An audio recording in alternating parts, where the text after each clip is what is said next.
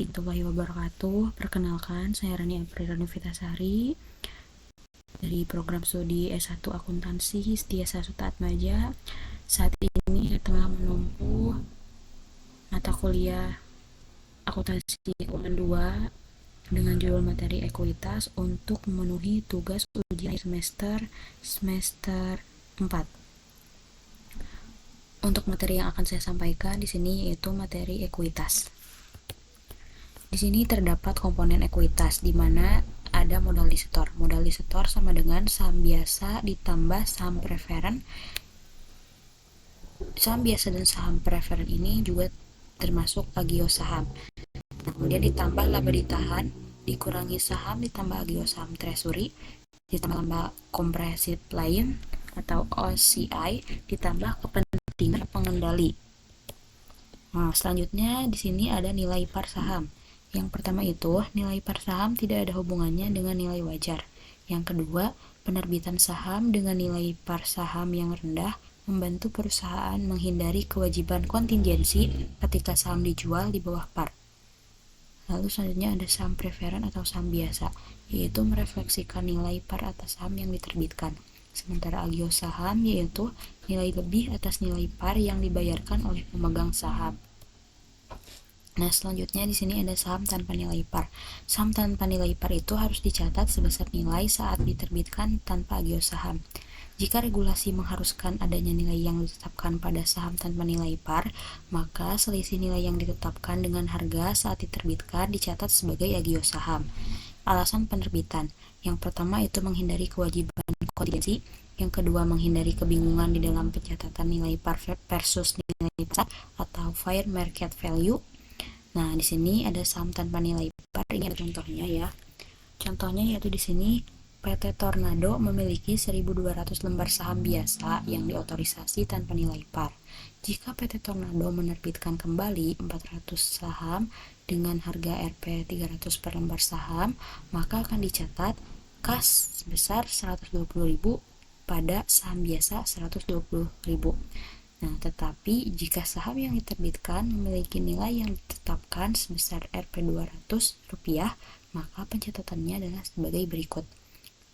Di debitnya ada kas 120.000, pada saham biasa dikredit 80.000, kemudian pada agio saham biasa dikredit 40.000. Ini contohnya untuk saham tanpa nilai par. Next, ini yang kemudian saham diterbitkan dengan sekuritas lain.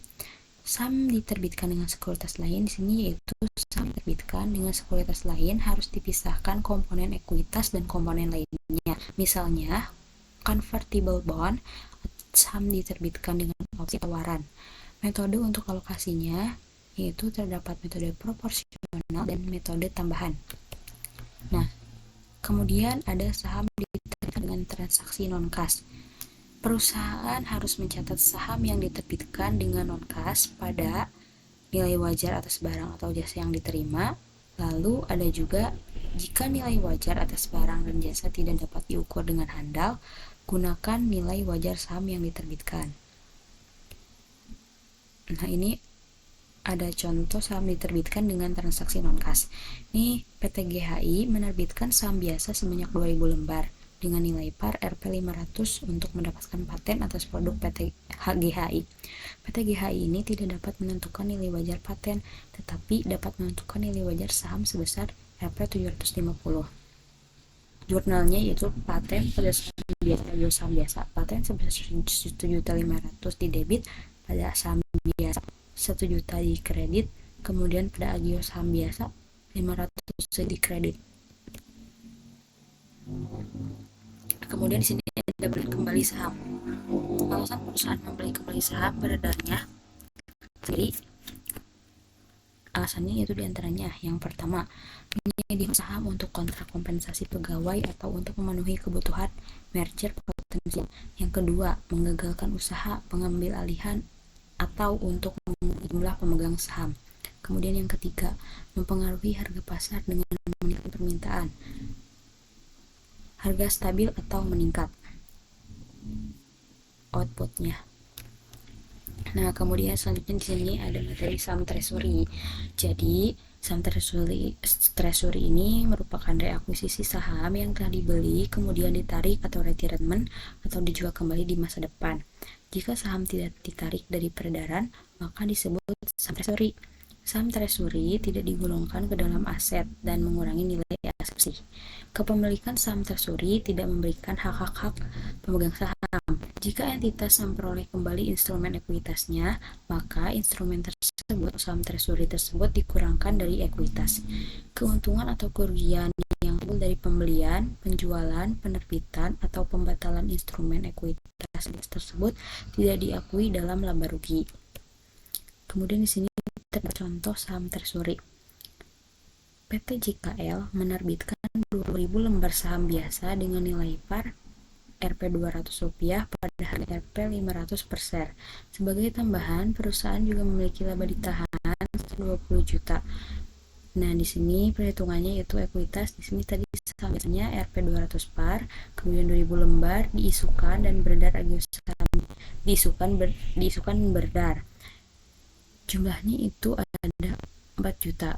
Kemudian agio saham biasanya ini 6 juta.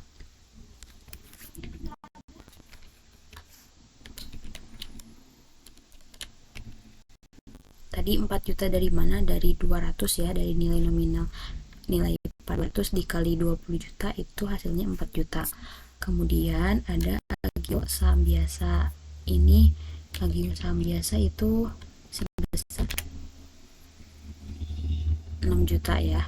Kemudian labanya 20 juta.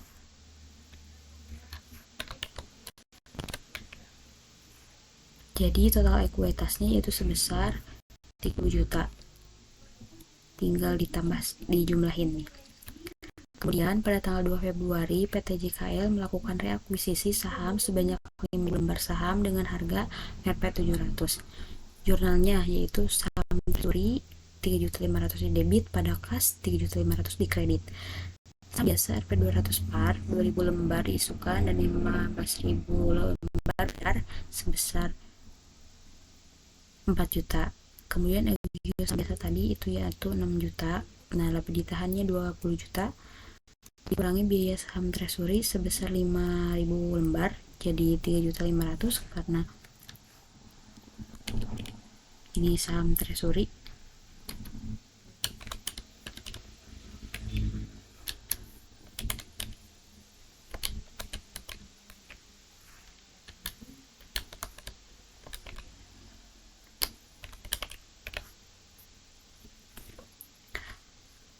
Dikurangi biaya saham treasury sebanyak 5.000 lembar, ini didapat dari 5.000 lembar dikali dengan harga 700 ini, hasilnya 3.500.000.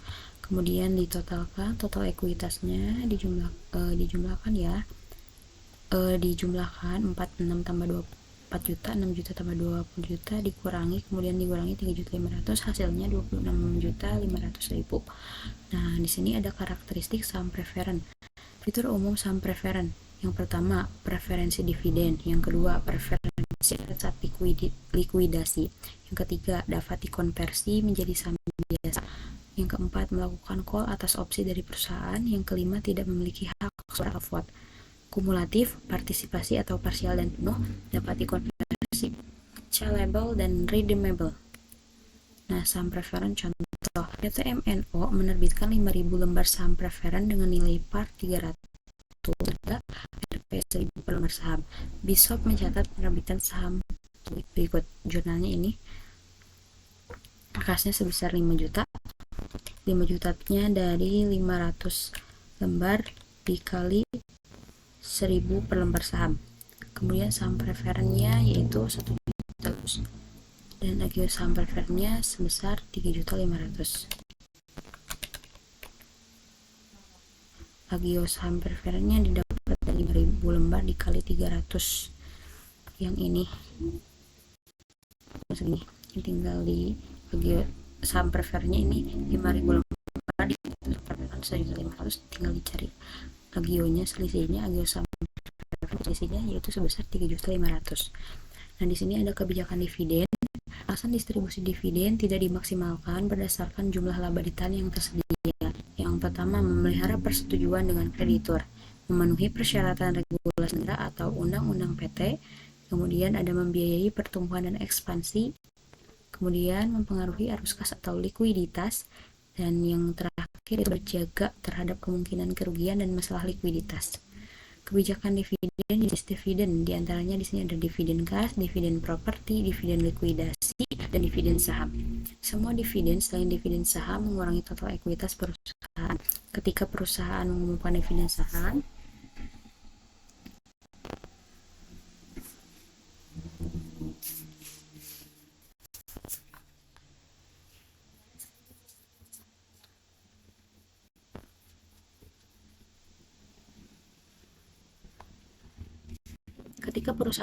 dividen saham, perusahaan tidak membayarkan sejumlah aset atau mengakui kewajiban, tetapi hanya menerbitkan saham tambahan ke masing-masing pemegang saham. Nah, di sini ada contohnya dividen kas. Contoh, tanggal 2 Juni PT PIR mengumumkan pembayaran kas dividen Rp200 atas 200.000 saham biasa yang terutang pada tanggal 12 Juli kepada semua pemegang saham yang tercatat pada tanggal 22 Juni. Nah, di sini dihitung tanggal pengumumannya tadi 2 Juni. Nah, laba ditahannya yaitu sebesar 40 juta di debit, kemudian pada utang dividen sebesar 40 juta di kredit. Tanggal catatannya tanggal 22 Juni, no entry. Kemudian tanggal pembayarannya 12 Juli, yaitu jurnalnya utang dividen 40 juta di debit, pada kas 40 juta di kredit. Nah, ini ada contoh dividen properti. PT QRS melakukan transfer pemegang saham beberapa investasinya dalam bentuk sekuritas nilai 300 juta rupiah dengan mengumumkan dividen properti tanggal 12 Desember 2012 untuk didistribusikan tanggal 22 Januari 2013 kepada pemegang saham yang tercatat pada 2 Januari 2013. Pada tanggal pengumuman, sekuritas tersebut memiliki nilai wajar sebesar 200 juta rupiah. Tanggal pengumumannya yaitu 12 Desember 2012, jurnalnya unrealized holding gain or loss atau kerugian sebesar 100 rupiah di debit, pada investasi ekuitas 100 juta di kredit. Kemudian ditahan 200 juta di debit, pada utang dividen properti sebesar 200 juta di kredit. Lalu tanggal distribusi tanggal 22 Januari 2013, dividen propertinya sebesar 200 juta di debit, pada investasi ekuitas 100 juta di kredit. Di sini ada contoh dividen likuidasi. PRST menerbitkan sebuah dividen kepada pemegang saham biasa sebesar 220 juta. Pengumuman menyebutkan bahwa pemegang saham harus mempertimbangkan 100 juta sebagai pendapatan dan sisanya sebagai pemberian. Tanggal pengumumannya di sini adalah laba ditahan, jurnalnya 100 juta rupiah di debit, dan agio saham biasa 120 juta di debit, pada utang dividen 220 juta di kredit. Kemudian di sini ada tanggal pembayarannya. Tanggal pembayarannya itu ada utang dividen sebesar 220 juta di debit, kemudian pada kas 220 juta di kredit. Di sini ada dividen saham. Contoh, PT UVW memiliki 2 juta lembar saham biasa beredar dengan nilai par 200 dan laba ditahan sebesar 700 juta. Jika PT UVW mengumumkan 10% dividen saham, maka perusahaan menerbitkan 200.000 lembar saham tambahan kepada pemegang saham. Jika nilai wajar saham satu adalah Rp300 per lembar, maka pencatatannya adalah tanggal pengumuman di sini jurnalnya yaitu laba ditahan sebesar 60 juta di debit, pada saham biasa yang didistribusikan sebesar 40 juta di kredit, pada saham agio saham biasa sebesar 20 juta di kredit. Kemudian ada tanggal distribusinya. Saham biasa yang dapat didistribusikan sebesar 40 juta di debit, pada saham biasa sebesar 40 juta di kredit.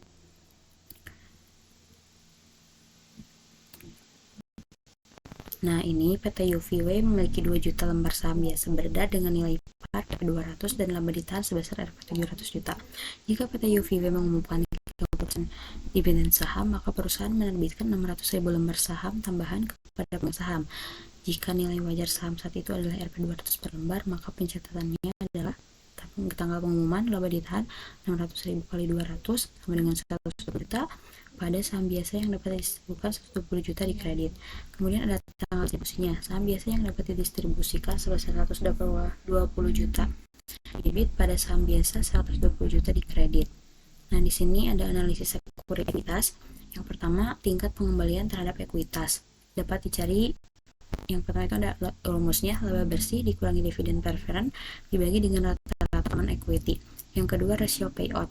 Rumusnya itu dividen kas dibagi laba bersih dikurangi dividen preferred. Kemudian yang ketiga, nilai buku per saham. Rumusnya yaitu ekuitas pemegang saham biasa dibagi saham yang. Nah, di sini ada analisis ekuitas. Contoh, PT KZ memiliki laba bersih 200 juta, mengumumkan dan membayar dividen preferred sebesar 50 juta, dan rata-rata ekuitas pemegang saham biasa sebesar Rp 1 miliar. Tingkat pengembalian terhadap ekuitas itu laba bersih dikurangi saham preferred dibagi dengan rata-rata ekuitas saham biasa. Dengan aja tadi, laba bersihnya 200 juta, saham preferrednya 50 juta, kemudian ekuitas sahamnya 1 miliar. Rata persentasenya yaitu 15%.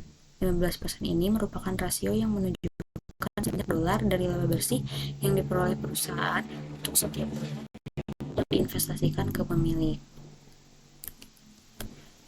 Nah, ini juga sekuritas. PT KZ memiliki dividen kas sebesar 200 juta dan laba bersih sebesar 500 juta di atas preferred beredar. Rasio payoutnya dividen kas dibagi dengan laba bersih dikurangi sama 200 juta dibagi 500 juta, hasilnya itu 40%. Proses ini menunjukkan rasio pendapatan yang diperoleh investor atas kontribusi perusahaan. Kemudian di sini PT KZ memiliki 500.000 saham biasa beredar dengan total nilai 300 juta. Dari buku perlambah saham yaitu rumusnya ekuitas pemegang saham biasa dibagi dengan saham biasa yang beredar. Totalnya yaitu 300 juta. Kemudian dibagi saham biasa yang beredarnya 500 juta, dapatlah hasilnya Rp600.000. Nah, Rp600.000 ini merupakan jumlah yang akan diterima oleh setiap lembar saham jika perusahaan dilikuidasi berdasarkan jumlah yang dilaporkan kepada neraca. Baik, mungkin itu saja yang dapat saya sampaikan. Kurang lebihnya mohon dimaafkan atas segala kekurangannya. Sekian dari saya, terima kasih. Wassalamualaikum warahmatullahi wabarakatuh.